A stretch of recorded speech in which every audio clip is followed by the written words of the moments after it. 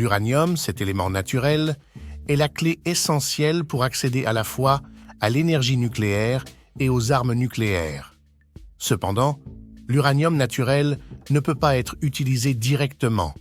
Il doit subir un processus appelé enrichissement qui augmente la concentration de son isotope fissile, l'uranium-235, élément qui libère de l'énergie lors de la fission nucléaire.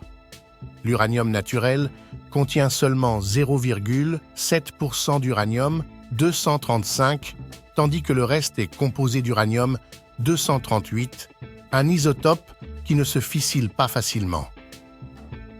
Pour rendre l'uranium utilisable dans la production d'énergie nucléaire ou la fabrication d'armes nucléaires, il est nécessaire d'enrichir l'uranium-235 en augmentant sa proportion à l'aide de technologies avancées comme les centrifugeuses ou la diffusion gazeuse. Le processus d'enrichissement se déroule en 3 étapes. La première est la conversion de l'uranium en gaz UF6 afin de faciliter son traitement.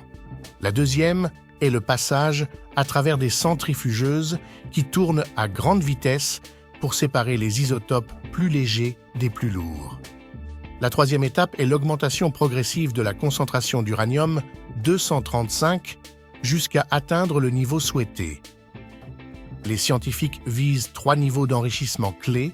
Le premier est entre 3 et 5%, utilisé dans les centrales nucléaires pour produire de l'électricité.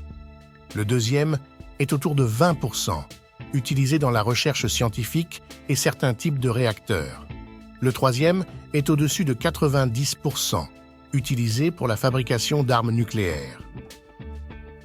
Étant donné que l'enrichissement de l'uranium peut avoir des usages civils et militaires, l'Agence internationale de l'énergie atomique AIEA surveille ces opérations à travers le monde, craignant que certains pays ne cherchent secrètement à fabriquer une bombe nucléaire.